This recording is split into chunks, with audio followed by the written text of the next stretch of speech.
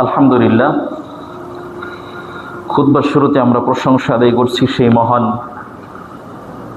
আল্লাহ সুবহানাহু ওয়া তাআলা দরবারে, যে মহান আল্লাহ সুবহানাহু ওয়া তাআলা আমাদেরকে ভালোবেসে সুস্থ রেখে তামাম পৃথিবীর উত্তম জায়গা, উত্তম ঘর, আল্লাহর ঘর মসজিদে আসার মতো সেই তৌফিক দান করেছেন। সে আল্লাহ দরবারে কালিমাত শুকর আদায় করছি, তারই শেখানো ভাষায় বলছি আলহামদুলিল্লাহ। দরুদ অগণিত সালাম ও শান্তি বর্ষিত হোক আখিরি জামানার নবী, মানবতার মুক্তির সনদ, যিনি তার গোটা জীবনকে বাজি রেখে আমাদের জন্য এমন একটি বিধান দিয়েছেন, ধর্ম দিয়েছেন, পথ দিয়েছেন, তরিকা রাস্তা দিয়েছেন, যে পথের অনুসরণে, যার অনুকরণে, যার আনুগত্যে মানুষের চূড়ান্ত সফলতা রয়েছে, সে নবীর প্রতি দুরূদ পাঠ করছি, সকলে বলছি সাল্লাল্লাহু আলাইহি ওয়াসাল্লাম। আল্লাহুম্মা সাল্লি ওয়া সাল্লিম আলা নাবিয়িনা মুহাম্মদ সাল্লাল্লাহু আলাইহি ওয়াসাল্লাম। সম্মানিত উপস্থিতি, আজকে জুমার সংক্ষিপ্ত সময়ে আমরা আলোচনা করব আজ-জুহুদ ফিদ দুনিয়া, দুনিয়ার মোহ সম্পর্কে, দুনিয়ার ভালোবাসা থেকে কীভাবে মানুষ আখিরাতমুখী হবে। ইনশাআল্লাহ বিষয়কে সামনে রেখে, কোরআন এবং হাদিসকে সামনে রেখে যথাসময়ে গুরুত্বপূর্ণ তথ্যবহুল বিবরণ দেওয়ার চেষ্টা করব। ওমা তৌফিকি ইল্লা বিল্লাহ আলাইহি তাওয়াক্কালতু ওয়া ইলাইহি উনীব। ক্বালা রাব্বি ইশরাহ লি সাদরি ওয়া ইয়াসসির লি আমরি ওয়াহলুল উকদাতাম মিন লিসানি ইয়াফকাহু কওলি। সম্মানিত উপস্থিতি, আলোচনায় যাওয়ার পূর্বে আপনাদেরকে সংক্ষিপ্ত একটি হাদিস শোনাই, যাতে করে পরবর্তী আলোচনাগুলো আপনি মনোযোগ সহকারে শুনতে পারেন। আর আপনাদের সময় আলোচনা চলবে, এই আলোচনা দিয়ে আপনি শুনতে পারেন, এর যে একটা বেনিফিট আছে, এর যে একটা জাযা বা পুরস্কার আছে, এই বিষয়ে আপনাকে অবগত হতে হবে। তাহলে আপনি আলোচনা মনোযোগ সহকারে শুনতে পারবেন এবং আলোচনা শুনে মজাও পাবেন এবং আমলও করতে পারবেন ইনশাআল্লাহ। ইমাম তাবারানী মুজামুল কাবির 631 নম্বর হাদিস। রাসূল মুহাম্মদ সাল্লাল্লাহু আলাইহি ওয়াসাল্লাম বলছেন, কোনো ব্যক্তি যদি কোনো দ্বীনি বৈঠকে উপস্থিত হয়, দ্বীনি মজলিসে উপস্থিত হয়, যেখানে কোরআন এবং হাদিসের আলোচনা হয়, এরকম কোনো জায়গায় যদি কোনো মুসলিম ব্যক্তি, নারী পুরুষ উপস্থিত তিনটা কাজ করতে পারে, তাহলে আল্লাহ পাক রব্বুল আলামিন ওই ব্যক্তির জীবনের সমস্ত গুনাহকে মাফ করে দিবেন। সুবহানাল্লাহ।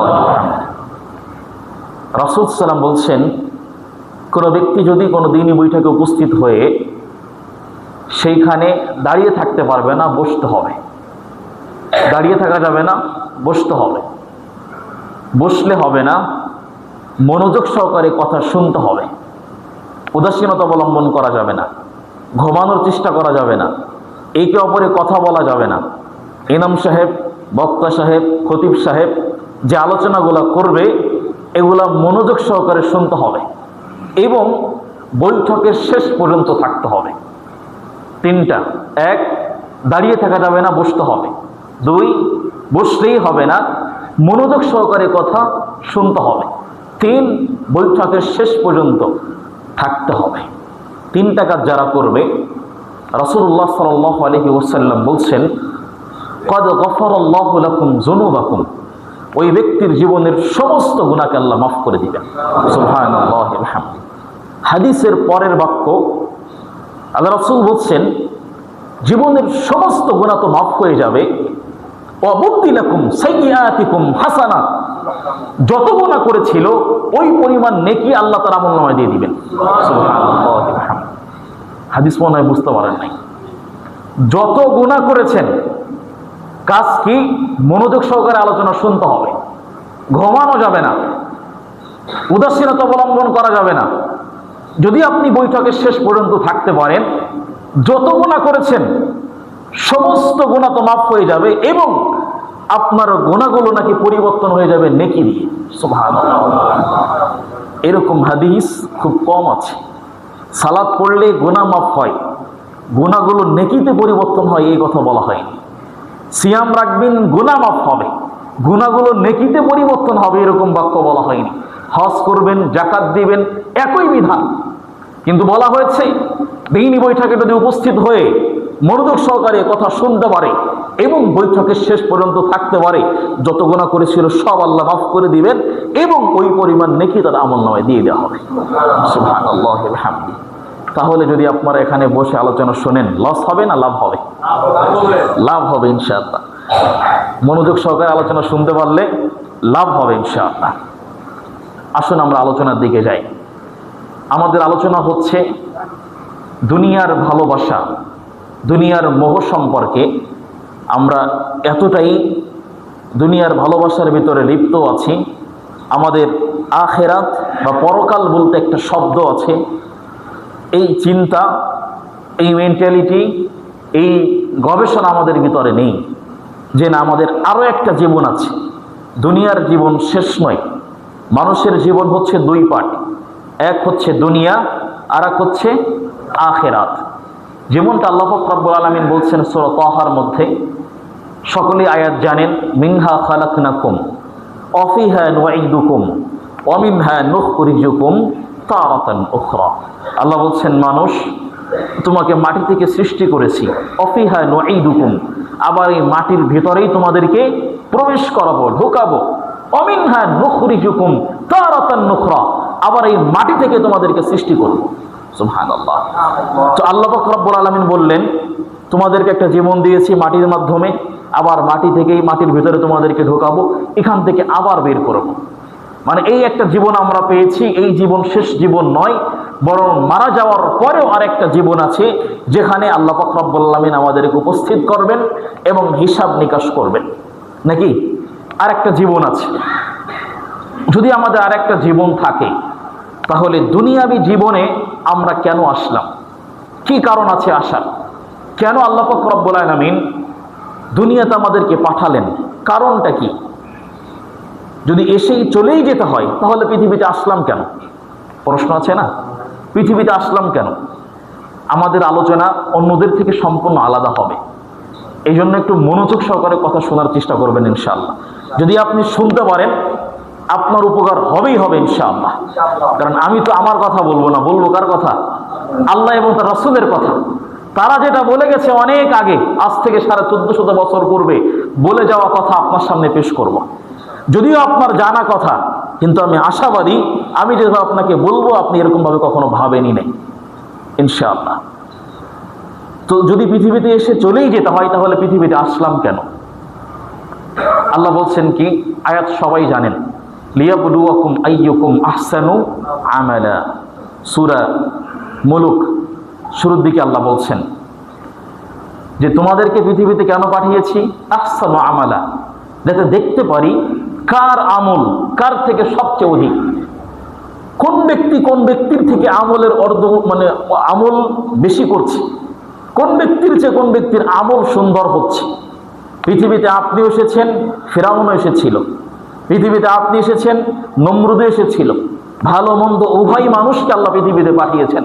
তো কার আমল থেকে কার আমল অধিক হয়, এটা দেখার জন্য আল্লাহ পাক রব্বুল আলামিন আখিরাতকে পুঁজি করার জন্য মানুষকে দুনিয়াতে পাঠিয়েছেন। তো এখন আমি আর আপনি দুনিয়ার জীবনটাকে এতটাই বেশি প্রাধান্য দিচ্ছি, যার ফলে আমাদের চূড়ান্ত জীবন আখিরাতকে আমরা হারিয়ে ফেলছি, কখনো চিন্তা ভাবনা করি না।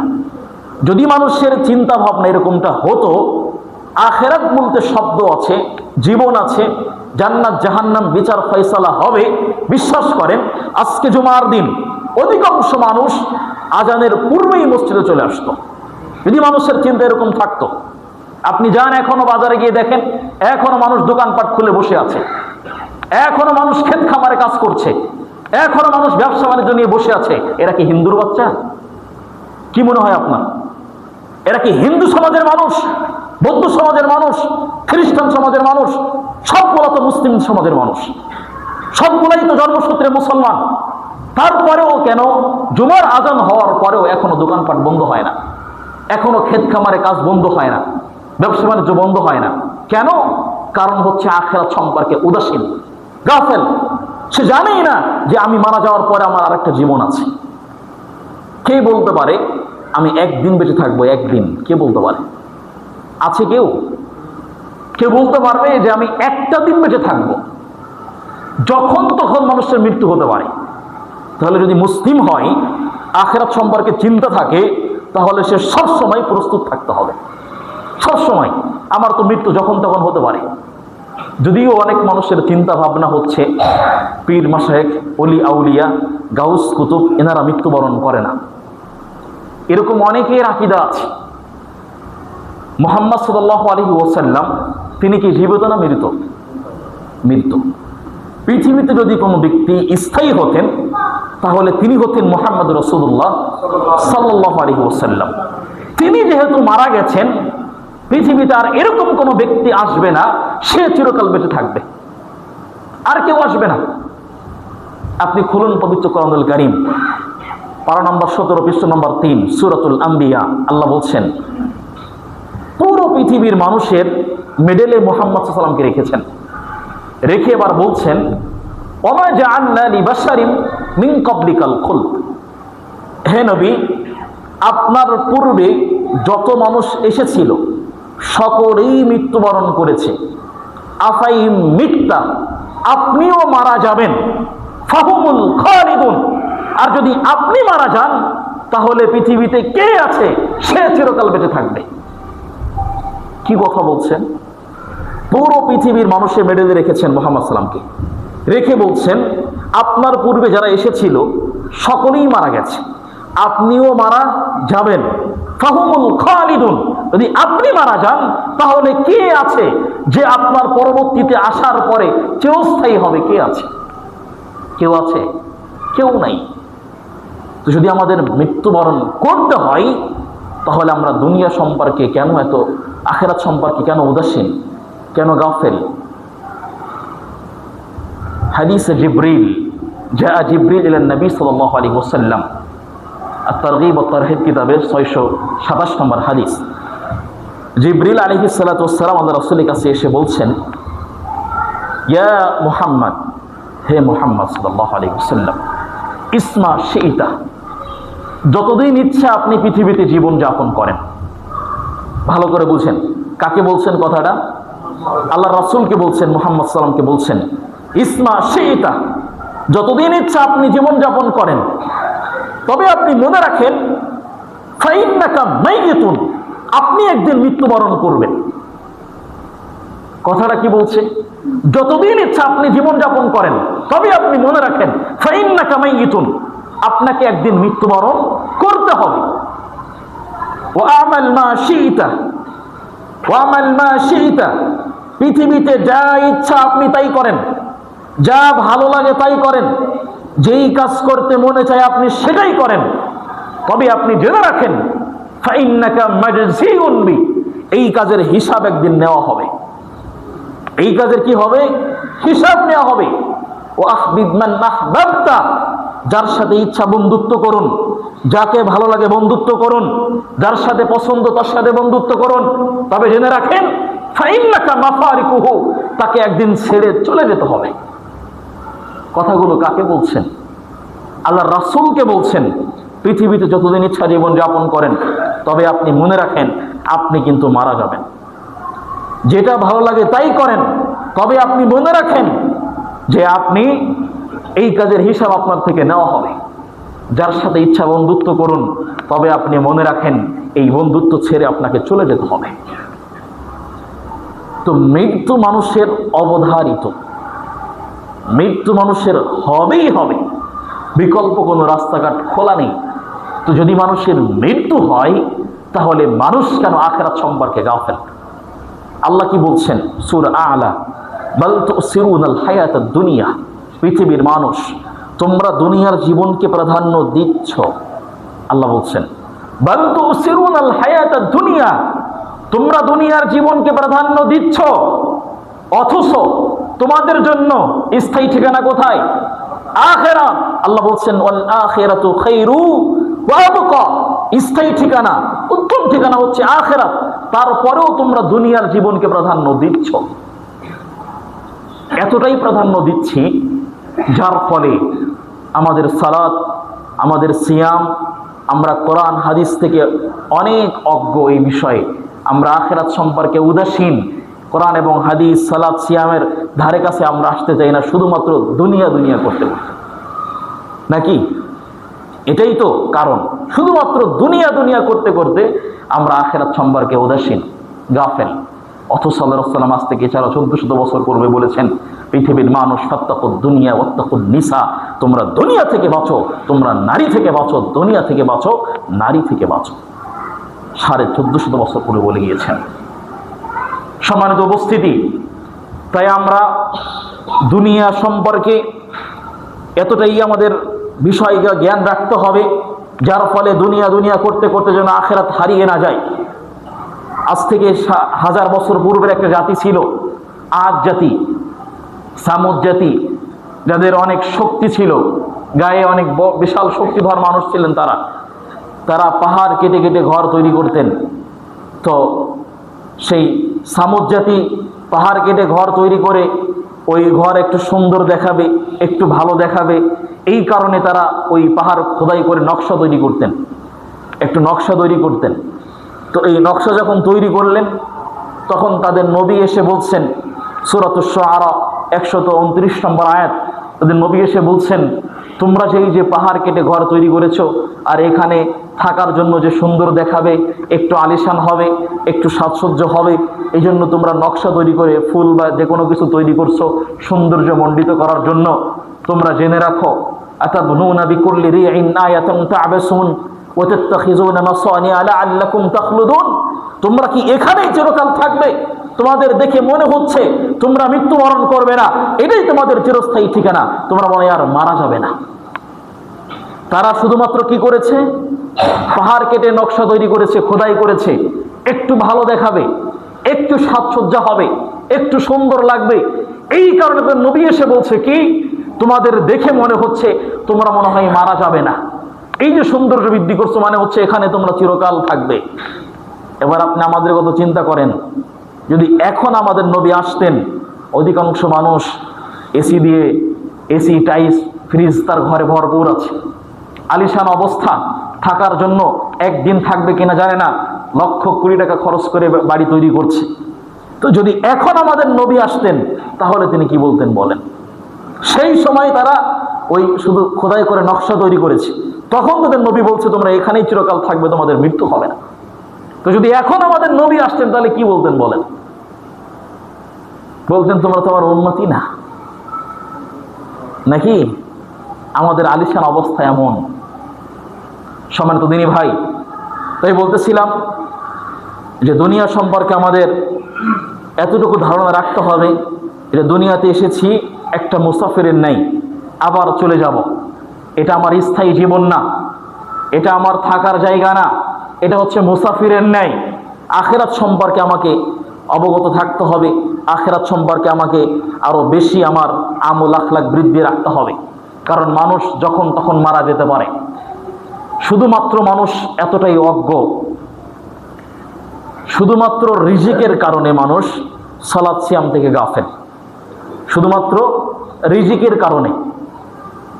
এটাই তো, শুধু অর্থ করি রিজিক, এই কারণেই তো মানুষ মসজিদ মাদ্রাসা থেকে গাফেল, নাকি? অথচ আল্লাহ পাক রব্বুল আলামিন এই মানুষকে পৃথিবীতে আসার 50,000 বছর পূর্বে লিখে রেখেছেন, মানুষ তুমি পৃথিবী থেকে কি খাবে। সুবহানাল্লাহ, কথা মনে বুঝতে পারেন নাই? কি বলছে? আপনি আব্দুল্লাহ, আপনি আব্দুর রহমান, পৃথিবীতে আসার 50,000 বছর পূর্বে আল্লাহ লিখেছেন আপনি পৃথিবীতে গিয়ে এগুলা করবেন, এটা আপনার রিজিক হবে, এটা আপনার ব্যবসা হবে, এখান থেকে আপনার আয় হবে, এটা আল্লাহ আপনাকে সৃষ্টি করার 50,000 বছর পূর্বে লিখে রেখেছেন। সুবহানাল্লাহ। অথচ আপনি সেই রিজিকটাই গ্রহণ করার জন্য আল্লাহর সালাত থেকে গাফেল, সেই রিজিকটাই গ্রহণ করার জন্য যেটা আল্লাহ লিখে রেখেছেন, এর বাইরে তার পাবেন না। পাবেন? যা আল্লাহ তাকদিরে লিখে রেখেছেন এর বাইরে কি পাবেন? আর পাবেন না। তো যেটা আল্লাহ লিখে রেখেছেন সেটাই পাওয়ার জন্য আপনি সালাত সিয়াম থেকে গাফেল। আপনার আমার মতো অজ্ঞ আর কে আছে বলেন? কে আছে বলেন? সেই রিজিকটাই গ্রহণ করছি যেটা আল্লাহ লিখে রেখেছেন, তারপর আমরা সেটা হারাম ভাবে গ্রহণ করছি। আল্লাহ আমাদেরকে হালাল ভাবে দিচ্ছিলেন, আমরা সেটা হারাম ভাবে গ্রহণ করছি। অথচ সাহাবারা কি করেছিলেন? নবীরা কি করেছিলেন? সুবহানাল্লাহ। আল্লাহ রাসূল সাল্লাল্লাহু আলাইহি ওয়াসাল্লাম বলছেন যে, ইমাম তিরমিজি বর্ণনা করেছে 2346 নম্বর হাদিস, মান নাসবাহা মিনকুম আমিনান ফি সিরবিহি মুআফান ফি জাসাদিহি ইনদাহু কুতু ইয়াউম। আল্লাহ রাসূল সাল্লাল্লাহু আলাইহি ওয়াসাল্লাম বলছেন, মান নাসবাহা মিনকুম আমিনান ফি সিরবিহি, তোমাদের ভিতরে কোনো ব্যক্তি যদি এমন সকালবেলায় উপস্থিত হয়, বেঁচে থাকে, যেই সকালে সে নিজে সুস্থ, যেই সকালে সে নিজে সুস্থ এবং তার পরিবারের মানুষ নিরাপদে আছে, ইনদাহু কুতু ইয়াউম, তার কাছে মাত্র একদিনের খাবার আছে। ভালো করে বুঝেন কি বলছে? এমন সকালবেলায় তুমি বেঁচে আছো যেই সকালে তুমি নিজে সুস্থ এবং তোমার পরিবারের মানুষ নিরাপদে আছে। ইনদাহু কুতু ইয়াউম, তোমার কাছে মাত্র একদিনের খাবার আছে। এটা নিয়ে যে ব্যক্তি সন্তুষ্ট থাকতে পারবে, আল্লাহর ইবাদত করতে পারবে, সালাত সিয়াম আদায় করতে পারবে, আল্লাহ রাসূল সাল্লাল্লাহু আলাইহি ওয়াসাল্লাম বলছেন ফাকান্নামা হিজাত লাহুদ দুনিয়া, যে ব্যক্তির কাছে একদিনের রিজিক থাকার পরেও এটা নিয়ে সন্তুষ্ট, আল্লাহ পাক রব্বুল আলামিন যেন তাকে গোটা পৃথিবীর যত রিজিক আছে, যত কল্যাণ আছে সব আল্লাহ তাকেই দিয়ে দিলেন। কি বলছেন? একদিনের খাবার যার কাছে আছে, এটা নিয়ে যে ব্যক্তি সন্তুষ্ট, এটা নিয়ে যে ব্যক্তি আল্লাহর ইবাদত করতে পারে, গোটা পৃথিবীর যত কল্যাণ সব আল্লাহ তাকেই দিয়ে দিলেন। সুবহানাল্লাহি ওয়া বিহামদিহি। একটা হাত দেখি আপনার ঘরে এক বছরের খাবার নাই, দেখি একটা হাত। একদিনের কথা হাদিসে আসছে, একদিন না, এক বছরের খাবার দেখি কার কাছে এক বছরের খাবার নাই এখানে? অধিকাংশ মানুষের ঘরে এক বছর কেন 5 বছরের খাবার মজুদ। যারা এখনো ব্যবসা বাণিজ্য নিয়ে পড়ে আছে, দোকানপাট খুলে পড়ে আছে, আপনি যান দেখেন, ব্যাংক ব্যালেন্স দেখেন, লক্ষ কোটি টাকার মালিক, তারপরও সে সালাত সিয়াম থেকে গাফেল, শুধুমাত্র ওই রিজিক গ্রহণ করার জন্য। ভুল কিছু বললাম? অধিকাংশ মানুষের ঘরে 2 বছর, 5 বছর, 10 বছরের খাবার মজুদ, সে জানে না সে 1 বছর বাঁচবে কিনা, তারপরেও সেই রিজিক গ্রহণ করার জন্য সেই ইবাদত থেকে গাফেল। আমরা মানুষ কতটা অজ্ঞ বুঝতে পারছেন আপনি? আর সাহাবাদের দিকে তাকান, হাদিস খুলুন আপনি। আল্লাহ রাসূল সাল্লাল্লাহু আলাইহি ওয়াসাল্লাম, সাহাবারা তাদের অবস্থা কি ছিল?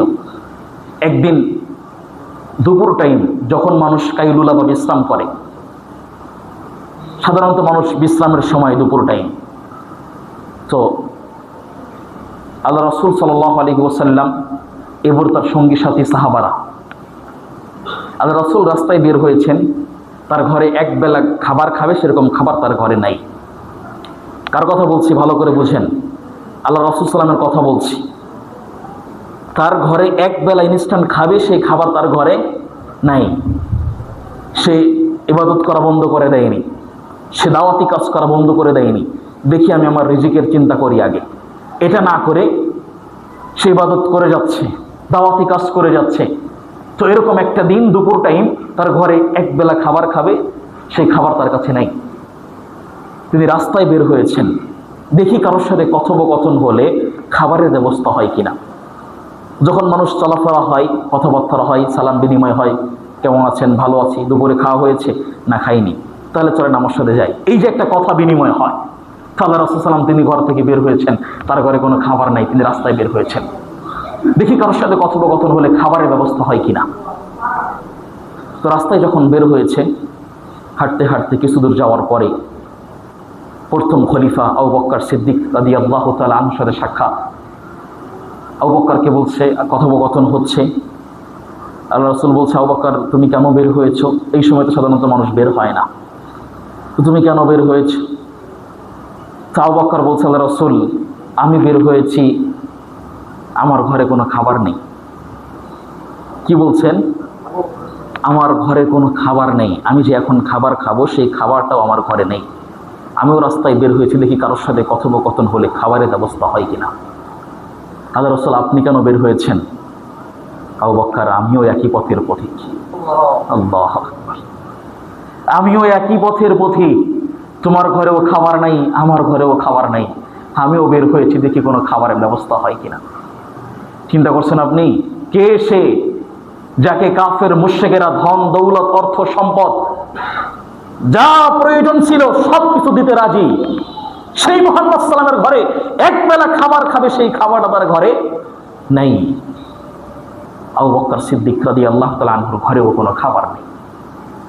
দুজনে এবার হাঁটতে শুরু করে দিয়েছে, দেখি কারোর সাথে কথোপকথন হলে খাবারের ব্যবস্থা হয় কিনা। আল্লাহে নিজের কোনো কথা বলছি না, আপনি বাড়িতে যাবেন, পবিত্র কোরআনুল কারীমের মধ্যে ছোট্ট একটি সূরা আছে, সূরাতুত তাকাসুর, নাম শুনেছেন? সূরাতুত তাকাসুর। বাড়িতে যাবেন, তাফসীর ইবনে কাসির খুলবেন, সূরাতুত তাকাসুরের সর্বশেষ আয়াত সুম্মা লা তুসআলুন্না ইয়াওমাইযিন আনিন নাঈম, এই আয়াতের তাফসীর দেখবেন, ঘটনাটা স্পষ্ট বর্ণনা করা আছে। তো যখন আবু বকর সিদ্দিক আল্লাহ রাসূল হাঁটতে শুরু করে দিয়েছে, আরেকটু সামনে যখন গিয়েছে, তখন অর্ধ পৃথিবীর খলিফা পরবর্তীতে হয়েছিলেন দ্বিতীয় খলিফা ওমর রাদিয়াল্লাহু তাআলা আনহুর সাথে সাক্ষাৎ। ওমরের সাথে যখন কথোপকথন হচ্ছে, ওমর কেন বের হয়েছ? ওমর বলছে, আল্লাহ রাসূল আমার ঘরেও খাবার নাই, আমি রাস্তায় বের হয়েছি, দেখি কারোর সাথে কথোপকথন হলে খাবারের ব্যবস্থা হয় কিনা। চিন্তা করছেন আপনি, আবু বকরের ঘরে কোনো খাবার নেই, ওমর রাদিয়াল্লাহু তাআলার ঘরে কোনো খাবার নেই, আল্লাহ রাসূলের ঘরে কোনো খাবার নাই। তিনজন প্রত্যক্ষ প্রসিদ্ধ দুজন সাহাবা, একজন হচ্ছেন নবী জামানার পয়গম্বর মুহাম্মদুর রাসূলুল্লাহ সাল্লাল্লাহু আলাইহি ওয়াসাল্লাম, তার ঘরে কোনো খাবার নাই। এই মতো অবস্থায় তারা রাস্তায় বের হয়েছে, কারোর সাথে কথোপকথন হলে খাবারের ব্যবস্থা হয় কিনা। আপনি কত বড় জালেম চিন্তা করেন আবার, আপনি কত বড় মুনাফিক। আপনার ঘরে 5 বছর খাবার আছে, আপনার ঘরে 20 বছরের খাবার আছে, 10 বছরের খাবার আছে, তারপর আপনি সালাত সিয়াম থেকে গাফেল। আপনি পৃথিবীর সবচেয়ে বড় জালেম, বুঝেন আপনি। তখন তিনজন মিলে এক সাহাবীর বাড়িতে গিয়ে প্রবেশ করেছে, বাড়িতে সরাসরি উঠে গিয়েছে। সাহাবী বাড়িতে ছিল না, পরবর্তীতে যখন বাড়িতে এসে দেখে আল্লাহ রাসূল এসেছেন, তখন তার যা ছিল তাদের সামনে পেশ করেছেন। তখন তাদের সামনে এটা পেশ করার পরে তখন খাওয়া দাওয়া শেষ করে তখন এবার আল্লাহ আয়াত নাযিল করে দিলেন, সুম্মা লা তুসআলুন্না ইয়াওমাইযিন আনিন নাঈম, এই নিয়ামতের শুকরিয়া করতে হবে। তো বলতেছিলাম, যার কাছে একদিনের খাবার আছে, এটা নিয়ে যদি কোনো ব্যক্তি সন্তুষ্ট থাকতে পারে, গোটা পৃথিবীর সমস্ত কল্যাণ আল্লাহ তাকেই দিয়ে দিবেন। সুবহানাল্লাহি ওয়া বিহামদিহি। পৃথিবীতে সফল ব্যক্তিকে আমরা মনে করি যার অর্থ সম্পদ, ব্যাংক ব্যালেন্স, এই ব্যক্তি হচ্ছে সফল ব্যক্তি, নাকি? এটা আমাদের চিন্তা ভাবনা যে ওই ব্যক্তি ধনী, ওর অর্থ সম্পদ আছে মানে ও সফল না। ইসলামের ভাষায় সফল ওই ব্যক্তি নয়, কোরআনের ভাষায় সফল হচ্ছে ওই ব্যক্তি। খুলুন পবিত্র কোরআনুল কারীম, সূরা আল ইমরান 185 নম্বর আয়াত। আল্লাহ বলছেন কি, ফামান যুহজিহা আনিন নার ওয়া উদখিলাল জান্নাহ ফাকাদ ফাজ। পৃথিবীর মানুষ জেনে রাখো, ওই ব্যক্তি সফল। কোন ব্যক্তি?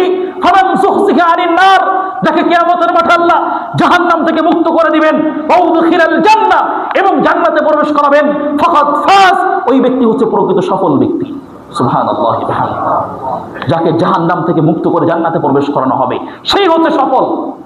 যার ব্যাংক ব্যালেন্স আছে, অর্থ সম্পদ আছে, সে ব্যক্তি সফল নয়। আপনি হাদিস খুলুন, আল্লাহ রাসূল বলছেন, ইমাম তিরমিজি বর্ণনা করেছে 2305 নম্বর হাদিস। আল্লাহ রাসূল বলছেন, অরদা বিমা কাসামাল্লাহু লাক তাকুন আগনান নাস, মানুষের ভিতরে সবচেয়ে বড় ধনী হচ্ছে ওই ব্যক্তি। কোন ব্যক্তি? আল্লাহ মানুষের তাকদীরে যা লিখে রেখেছেন এটা নিয়ে যে ব্যক্তি সন্তুষ্ট, ওই ব্যক্তি হচ্ছে প্রকৃত ধনী ব্যক্তি। সুবহানাল্লাহি ওয়া বিহামদিহি। আমাদের চিন্তা ভাবনা কি? শুধুমাত্র মুখে মুসলিম বলবেন আর আল্লাহ ছেড়ে দিবে আপনাকে? কি মনে হয়? আপনারা মুখে বলবেন যে আল্লাহ আমরা মুসলমান, তাহলে আল্লাহ আপনাকে ছেড়ে দিবে কিয়ামতের মাঠে, নাকি? আপনারা কি মুসলমান? আমি জিজ্ঞেস করছি, আপনারা মুসলমান না? মুসলমান। এই যে কথাটা বললেন যে আমরা মুসলমান, আল্লাহ কি এই জন্য আপনাকে ছেড়ে দিবে কিয়ামতের মাঠে? না, কোশ্চিন কালও ছাড়বে না। আপনার জন্ম মুসলমান ঘরে, আপনার বাপ মুসলিম, আপনার দাদা মুসলিম, 14 পুরুষ মুসলিম হলেও কাজ হবে না। খুলুন পবিত্র কোরআনুল কারীম, পারা নম্বর 20, পৃষ্ঠা নম্বর 15, সূরাতুল আনকাবুত। শুরু থেকে আল্লাহ বলছেন, আলিফ লাম মিম আহাসিবান নাস আইয়ুতরাকু আইয়াকুলু আমান্না ওয়া হুম লা ইফতানুন। আল্লাহ বলছে হাসিবান নাস, মানুষ কি মনে করে নিয়েছে আইয়ুতরাকু, একে ছেড়ে দেওয়া হবে, আইয়াকুলু, যখন সে মুখে বলে আমান্না, আমরা ঈমানদার, আমরা মুসলিম, এই কথা যখন বলে আল্লাহ এই কারণে একে ছেড়ে দিবে? যখন সে মুখে বলবে যে আমরা মুসলমান, এই জন্য আল্লাহকে ছেড়ে দিবে? ওয়া হুম লা ইফতানুন, বরং পরীক্ষা না করে কাউকে ছাড়া হবে না। পরীক্ষা দিয়ে প্রমাণ করতে হবে আপনি আসলে মুসলমান কিনা। পরীক্ষা দিয়ে আপনাকে প্রমাণ করতে হবে আপনি আসলে মুসলমান কিনা। আপনি কি পরীক্ষা দিবেন? মুয়াজ্জিন আজান দিচ্ছে, আপনি চার আড্ডায় বসে আছেন। মুয়াজ্জিন আজান দিচ্ছে, আপনি নিজের কাজে ব্যস্ত আছেন। আপনি কি পরীক্ষা দিবেন? আপনি কি পরীক্ষা দিবেন বলেন? নিজেও উদাসীন, পরিবার উদাসীন, সমাজ উদাসীন, সব সমাজ উদাসীন হয়ে পড়ে আছে। অথচ আখিরাত বলতে শব্দ আছে, কিয়ামতের মাঠে জিজ্ঞাসিত করা হবে। এ বিষয়ে মানুষ অজ্ঞ, গাফেল, যার ফলে সমাজ নষ্ট হয়ে যাচ্ছে। আজকের যে সমাজ, এটা কোনো মুসলমানের সমাজ?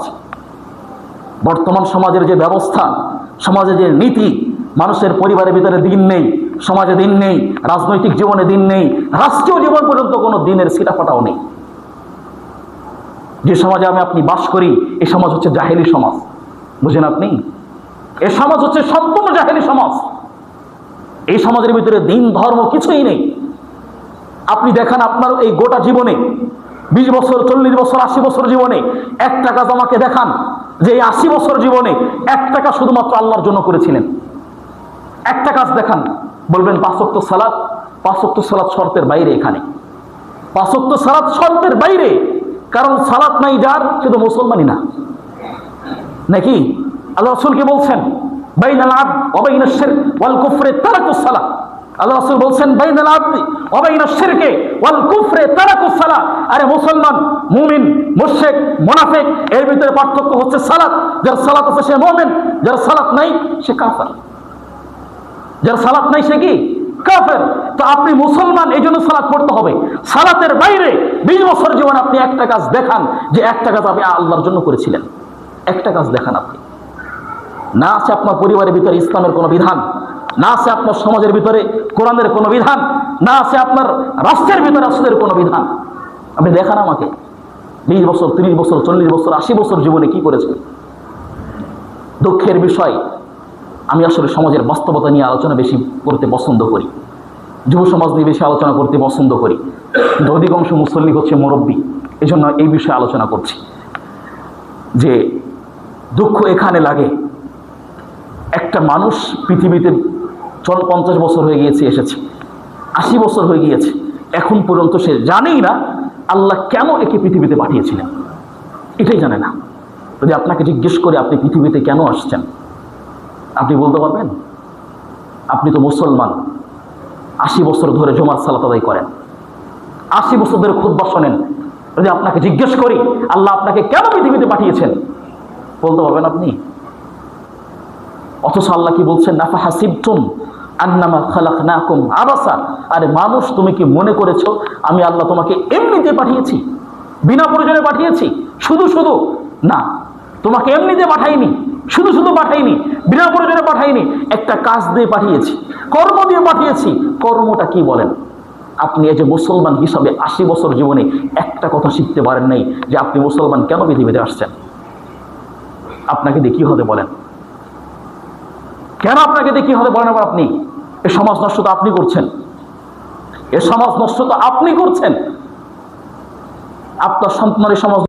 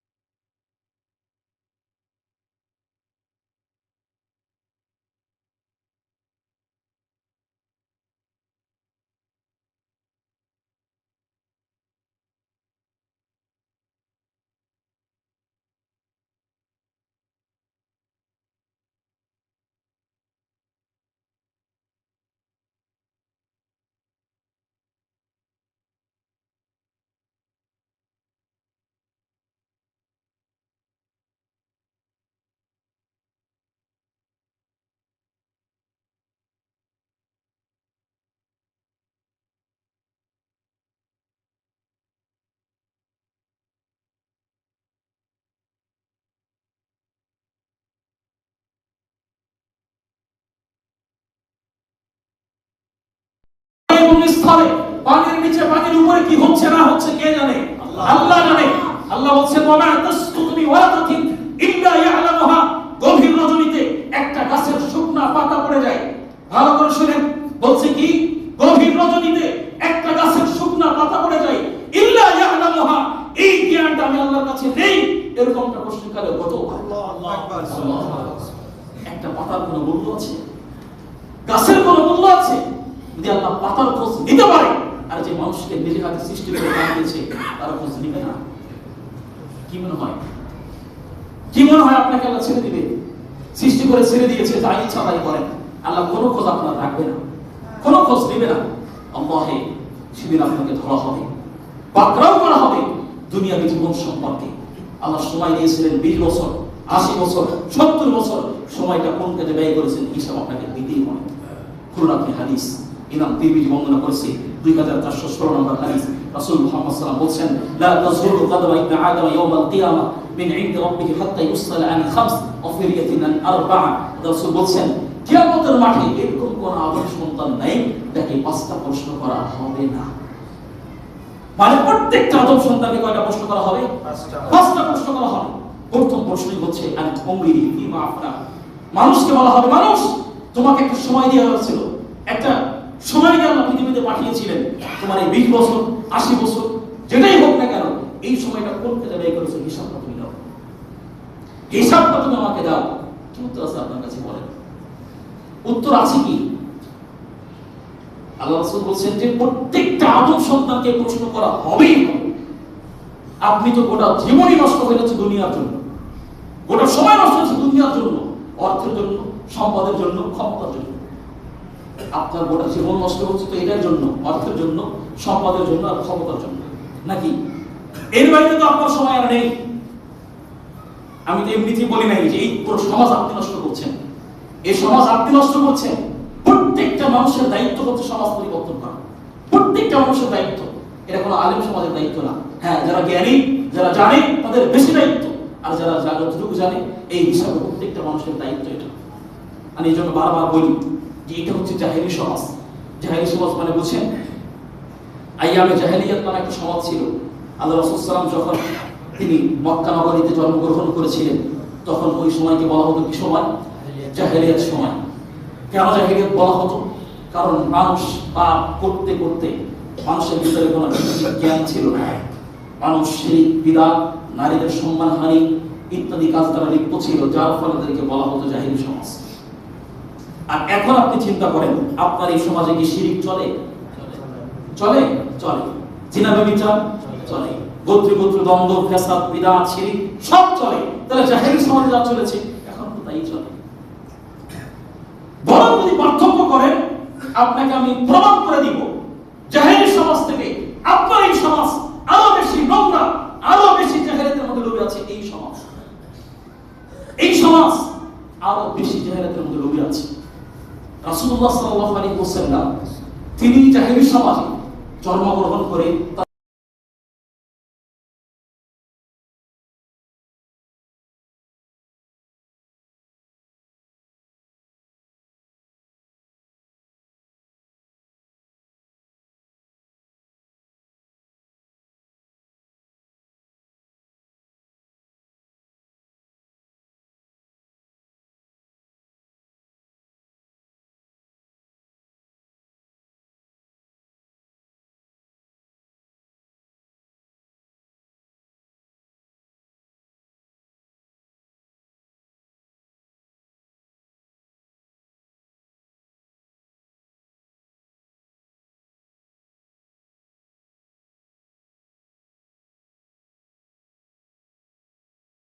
বলছেন। আপনি কখনো চিন্তা করেন সমাজ পরিবর্তনের জন্য? আপনি কখনো চিন্তা করেন নিজেকে পরিবর্তন করার জন্য? ইসলাম তো আকাশ থেকে পড়েনি। ইসলামকে আকাশ থেকে পড়েছে? দুঃখ লাগে কথা বললেই তো কথা বলে। ইসলাম আকাশ থেকে পড়েনি। এই বাংলাদেশ স্বাধীন করতে হয়েছিল। স্বাধীন করতে হয়েছিল না? নাকি এমনিতে পেয়েছেন আপনারা? না, বাংলাদেশ স্বাধীন করতে হয়েছিল।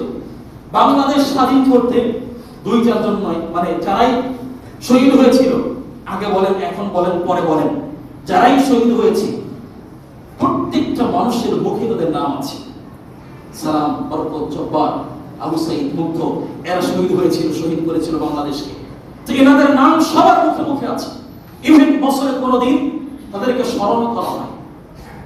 ইসলামকে এরকম স্বাধীন করতে হয়েছিল। ইসলাম এমনি আসে নাই রব্বি, ইসলাম এমনি আসে নাই, ইসলাম এভাবে স্বাধীন করতে হয়েছিল। তো ইসলাম স্বাধীন করতে 2-4 জন নয়, লক্ষাধিক সাহাবা জীবন দিতে হয়েছিল। দুঃখের বিষয় কি, আজকে যুবককে দাঁড় করান, দেখেন বাংলাদেশ যারা স্বাধীন করেছিল প্রত্যেকটা যুবকের মধ্যে নাম আছে। ইসলাম যারা স্বাধীন করেছিল একটা মুসলিম যুবক বলতে পারে স্বাধীন না, বলতে পারে? সে যে মুসলমান, কোন সূত্রে মুসলমান আল্লাহু আ'লাম। আপনি দাঁড়া করেন একটা যুবককে, 10 জন জান্নাতপ্রাপ্ত ব্যক্তির নাম বলতে পারেন? বলতে পারবে না। 10 জন শহীদ ব্যক্তির নাম বলেন? বলতে পারবে না। 10 জন সাহাবীর নাম বলেন, ইভেন 10 জন নবীর নাম বলতে বলেন? বলতে পারবে না। অথচ উল্টা জিজ্ঞেস করেন 10 জন বলিউডের নায়ক নায়িকার নাম, 10 জন ফুটবল খেলোয়াড়ের নাম, 10 জন ক্রিকেটারের নাম বিসমিল্লাহ ছাড়াই বলে দিন। নাকি সমাজ যে নষ্ট হচ্ছে, আপনি কি বুঝতে পারছেন? আর এই নষ্টের জন্য আপনি দায়ী। নষ্টের জন্য কে দায়ী? আপনি দায়ী। আমি আপনাকে প্রমাণ করে দেবো আপনি দায়ী নষ্টের জন্য। কারণ একটা ছেলে সে বেঈমান হয়ে মায়ের গর্ভ থেকে বের হয়, যখন মায়ের পেট থেকে বের হয় তখন সে জিনাখোর হয়ে বের হয় না, তখন সে মদখোর হয়ে বের হয় না, তখন সে ছিনতাইকারী হয়ে বের হয় না, চোর ডাকাত হয়ে বের হয় না। বের হয় নাকি? বের হয় না। আপনি তো আপনার সন্তানকে ছিনতাইকারী বানিয়েছেন, আপনি তো আপনার সন্তানকে দিয়ে সুদ খাওয়াচ্ছেন, আপনি তো আপনার সন্তানকে জিনার রাস্তা দেখিয়েছেন। তো দায়ভার কে নেবেন? আপনি নেবেন না? দায়ভার তো আপনাকেই নিতে হবে। সমাজ যে আপনি নষ্ট করছেন, এর বিকল্প কোনো রাস্তাঘাট খোলা নেই। এই সমাজ নষ্ট হচ্ছে 3টা কারণ, মৌলিক 3টা কারণ। বলবো দেখে অনেকে কষ্ট হচ্ছে, কথাগুলো গভীর হয়ে যাচ্ছে মনে হয় না? সমাজ নষ্ট হয় 3টা কারণে। 1 নাম্বার, পরিবারের পিতা গাফেল, যার ফলে সমাজ নষ্ট হয়ে যাচ্ছে। পরিবারের পিতা অজ্ঞ, গাফেল, মূর্খ। পরিবারের মাতা গাফেল, যার ফলে সমাজ নষ্ট হয়ে যাচ্ছে। একটা মা, একটা পিতা, সে তার সন্তানকে কিভাবে গঠন করতে হয়, কিভাবে দিনইভাবে গঠন করতে হয় সেটা সে জানে না। এই বিষয়ে সে অজ্ঞ, যার ফলে সমাজ নষ্ট হচ্ছে। বাস্তব যদি দেখতে চান আপনি দেখেন, প্রথম লাইনে যারা বসে আছেন অধিকাংশ মুরব্বী আগে আগে মসজিদে আসছে। আগে আসলে কি হবে? কোটের সব পাওয়া যাবে। কি হবে? কোটের সব পাওয়া যাবে। আগে আগে মসজিদে আসছেন। অন্যদিকে আপনার সন্তান সালাতই পড়ে নেই। ভালো করে শুনেন, আপনি আগে মসজিদে আসছেন উটের সালাত নেওয়ার জন্য, উটের সব নেওয়ার জন্য। অন্যদিকে আপনার সন্তান সালাতই পড়ে নাই, আপনার কোনো খোঁজ নেই। আপনি এই বিষয়ে জানেনই না।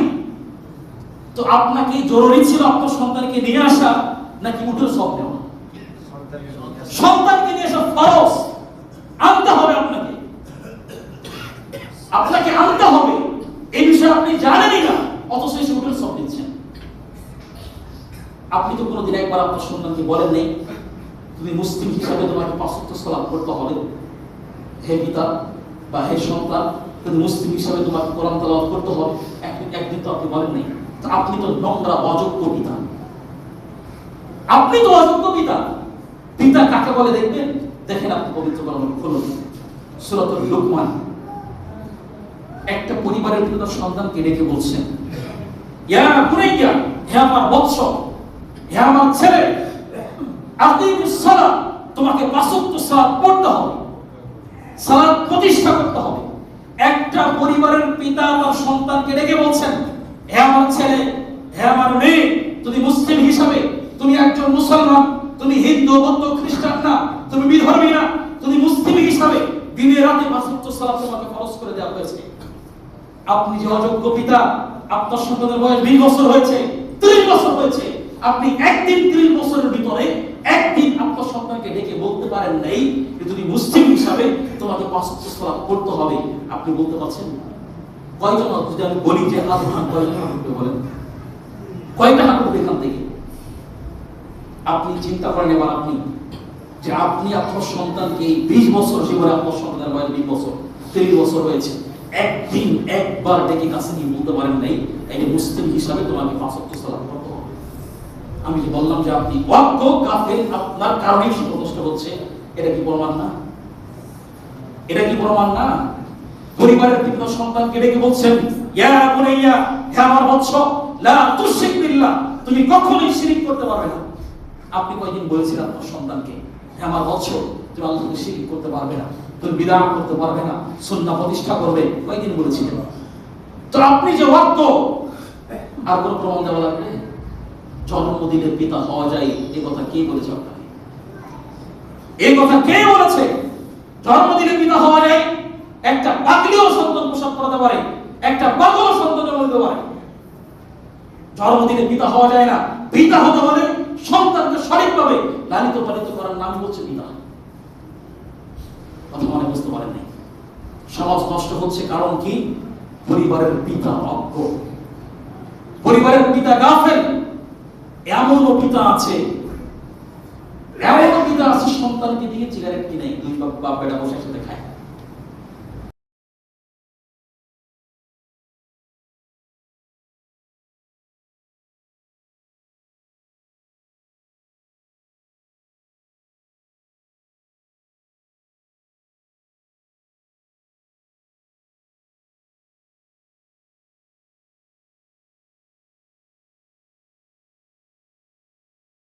ইসলাম হবেই হবে ইনশাআল্লাহ।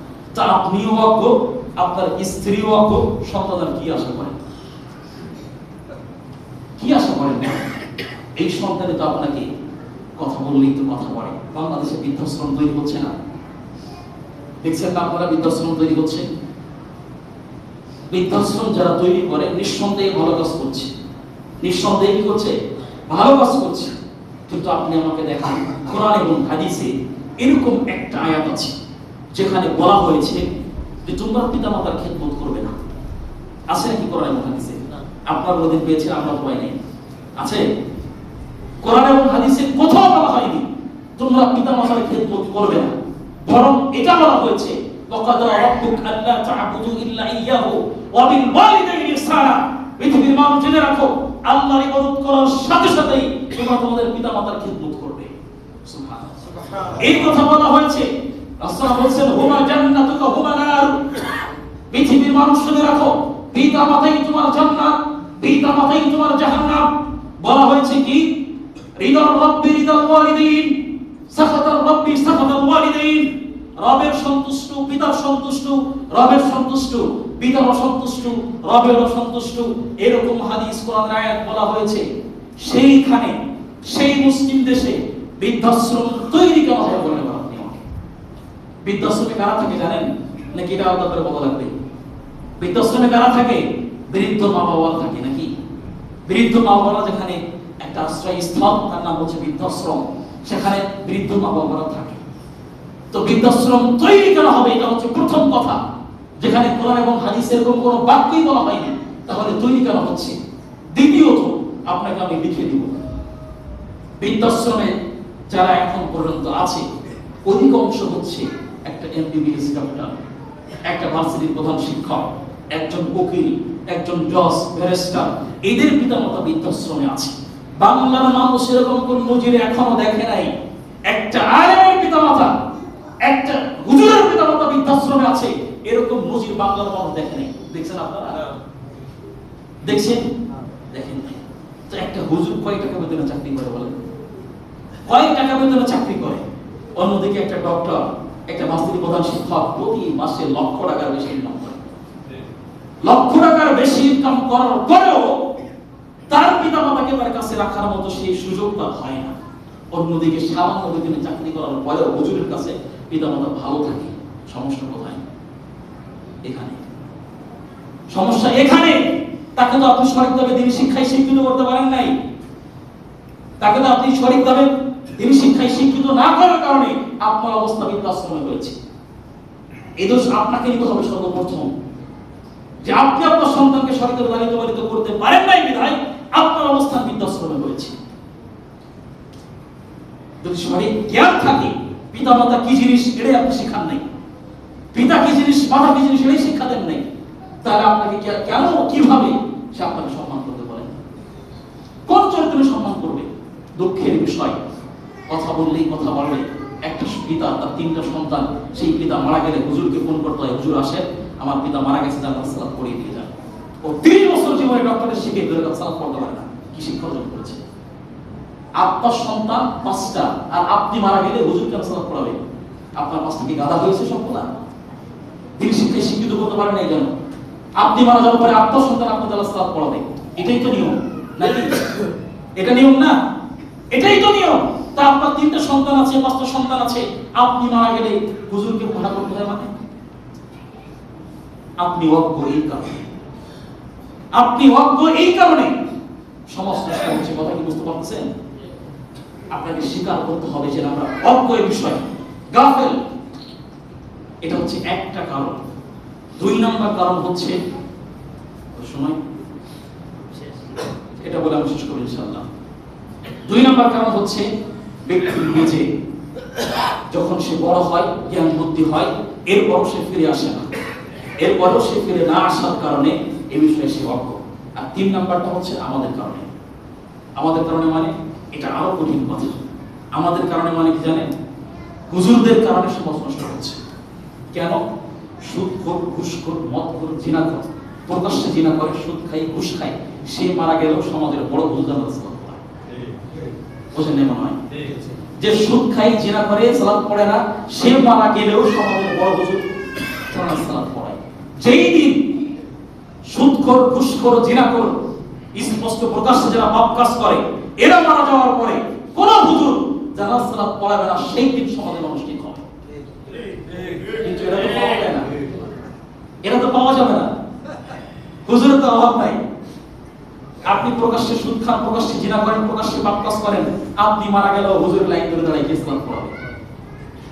কিন্তু যেদিন আমরা ঠিক হব যে এই সমাজে যদি প্রকাশ্যে সুদ ঘুষ খায়, মদ খায়, জিনা করে, পাপ কাজ করে, বিশৃঙ্খলা সৃষ্টি করে, এই মারা যাওয়ার পরে যেরকম ভাবে কুকুর শ্রীকাল মারা গেলে পুঁতে রাখতে হয়, পানিতে ভাসিয়ে দিতে হয়, নদীতে ফেলে দিতে হয়, আপনি মারা যাওয়ার পরে যখন আপনাকে পুঁতে রাখা হবে, আপনাকে ফেলে দেওয়া হবে, তখন সমাজের মানুষ ঠিক হবে। ঠিক হবে। এটা হচ্ছে মুসলমানের সমাজ, এটা বুঝতে হবে। তো এটা হচ্ছে 3 নম্বর কারণ। আমি এদিকে বিস্তারিত বলছিলাম যেহেতু সময় হয়ে গিয়েছে। তো আমাদের আজকে বক্তব্যের মূল বিষয়টা ছিল আমরা আখিরাত সম্পর্কে উদাসীন, গাফেল, যার ফলে আমরা দুনিয়া নিয়ে পড়ে আছি, দুনিয়ার ধন দৌলত নিয়ে পড়ে আছি, সন্তানাদি নিয়ে পড়ে আছি, দুনিয়ার খেল তামাশা নিয়ে পড়ে আছি। এই জন্য আমরা আখিরাত সম্পর্কে গাফেল। আর যদি এই অবস্থায় মৃত্যুটা আমাদের হয়ে যায়, তাহলে আপনি নিজের